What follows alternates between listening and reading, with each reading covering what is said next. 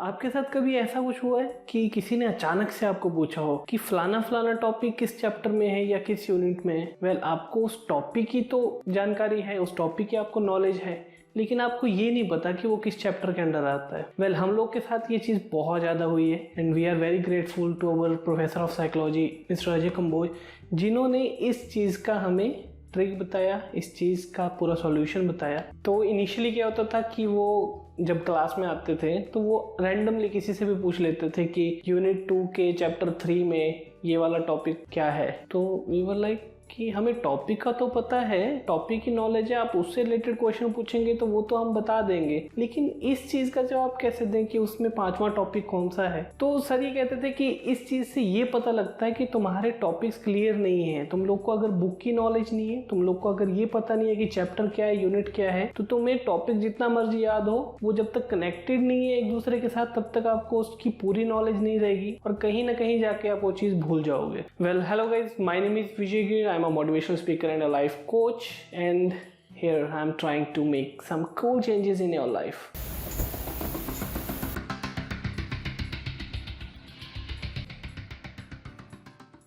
मानिए आपके एग्जाम आने वाले हैं और आपको पढ़ने को 10, 11, 12 बुक्स हैं, इतने सब्जेक्ट्स हैं आपके पास, और आपको लगता है कि यार इतनी बड़ी किताबें हैं, कैसे रिवाइज होगा लास्ट में। एक बार ही रिवीजन मिल जाए वही बहुत है, लेकिन इनके लिए तो एग्जाम निकालने के लिए मल्टीपल रिवीजन्स की जरूरत है। तो मैं कैसे करूंगा? कैसा हो कि जिस बुक को रिवाइज करने में आपको 3 या 4 दिन लगेंगे, उस बुक को आप 1 या 2 घंटे में पूरा रिवाइज कर लें। इससे क्या होगा कि जब आपके एग्जाम्स भी नज़दीक हैं, still you will have enough time to enjoy what your lovely things are. जो भी चीज़ें आप करना पसंद करते हैं तब भी आप उन चीज़ों का मज़ा ले पाएंगे। तो ये चीज़ कैसे होगी? ये होगी नोट्स से। अब नोट्स हम सभी लोग स्कूल कॉलेज में बनाते आए हैं, लेकिन वो नोट्स बनाने में और जो टेक्निक मैं आपको आज बताने वाला हूँ उसमें दिन रात का फ़र्क है। और ये टेक्निक्स हमें ऑफ कोर्स अजय सर ने सिखाई है, वही चीज़ आज मैं आपके साथ शेयर कर रहा हूँ। और ये हर स्टूडेंट के लिए बहुत ही ज़्यादा इंपॉर्टेंट चीज़ है, बहुत ही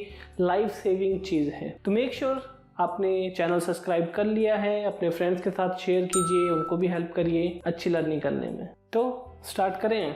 तो नोट्स बनाने का पहला टारगेट क्या होता है? पहला टारगेट ये है कि आपको चैप्टर्स का और उसके अंडर जो भी टॉपिक्स आते हैं उनकी नॉलेज होनी चाहिए, और उस चीज के लिए हम क्रिएट करते हैं माइंड मैप। अब माइंड मैप क्या है? सबसे पहले हम यूनिट लिखेंगे, उसमें हम डालते हैं कि इसके अंडर कौन सा चैप्टर है। लाइक यूनिट 1 हो गया, उसका नाम आ गया, चैप्टर 1 आ गया, उसका नाम आ गया, उसमें जो आपके टॉपिक्स हैं वो टॉपिक्स मेंशन करेंगे हम। ऐसे करके हम पूरी बुक का माइंड मैप तैयार करेंगे। एक तरह का इंडेक्स है, लेकिन जैसा आपकी बुक में इंडेक्स है वैसा नहीं है, इसमें हम मेजर टॉपिक को इंक्लूड करते हैं। फिर दूसरी चीज स्टार्ट करेंगे हम, जो नोट्स मेकिंग प्रोसेस आएगा। तो अब हमारे पास यूनिट और चैप्टर आ गए, तो हम अब उनके टॉपिक्स को लिखेंगे बुक के ही सीक्वेंस में, और उसी के अंदर हम डालेंगे इंपॉर्टेंट डेफिनेशंस और कोट्स हैं अगर किसी राइटर के, किसी ऑथर के, तो उनको भी। अब हम जो भी पढ़ रहे हैं, जो भी टॉपिक पढ़ रहे हैं, उसे हमें पहले डीपली पढ़ना है, डीपली समझना है, फिर उसे लिखेंगे हम अपने ही वर्ड्स में। अपने वर्ड्स में इसलिए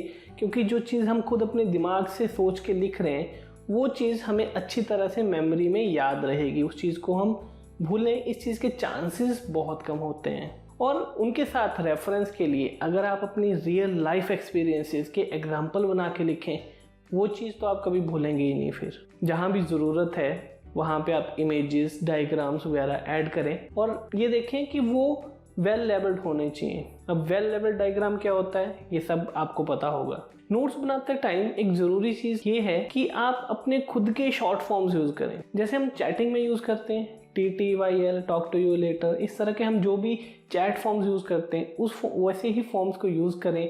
जो स्टैंडर्ड एब्रिविएशंस हैं उनको यूज करें। इससे क्या है कि हमारा टॉपिक बड़ा है वो छोटे में कन्वर्ट हो जाएगा, जल्दी कवर अप हो जाएगा, और जो भी चीज हम लिखना चाहते हैं वो भी इजीली हम लिख पाएंगे, और शॉर्ट फॉर्म की वजह से चीजें ज्यादा याद रहती हैं। अब इसमें इंपॉर्टेंट पॉइंट्स को हाईलाइट करने की जरूरत नहीं है। मैंने लर्निंग टिप्स वाले वीडियो में एक चीज बताई थी कि चीजों को हाईलाइट करने के बजाय आप उनके बदले में फ्लैश कार्ड्स बनाइए। फ्लैश कार्ड्स बहुत ज्यादा हेल्पफुल होते हैं। अब जिनको नहीं पता फ्लैश कार्ड वाली चीज का, आई बटन में वीडियो है पिछला, उसमें जाके आप फ्लैश कार्ड्स और बाकी जो डिटेल्स हैं, लर्निंग टिप्स जो हैं, उनको देख सकते हैं जाके। तो फ्लैश कार्ड बना के जहाँ पर भी आपके नोट्स में वो टॉपिक आया, उस फ्लैश कार्ड को आप वहीं पे रख सकते हैं। आप चाहें तो उसे स्टेपल कर सकते हैं, उसे चिपका सकते हैं। तो जब भी आप नोट्स को रिवाइज करेंगे आपको वो फ्लैश कार्ड भी वहीं पे दिखेगा, और फ्लैश कार्ड से बहुत जल्दी चीजें रिकॉल होती हैं। मैथ्स, फिजिक्स, केमिस्ट्री, ऐसे जो भी सब्जेक्ट्स हैं उनमें आप एक चीज और कर सकते हैं कि चैप्टर वाइज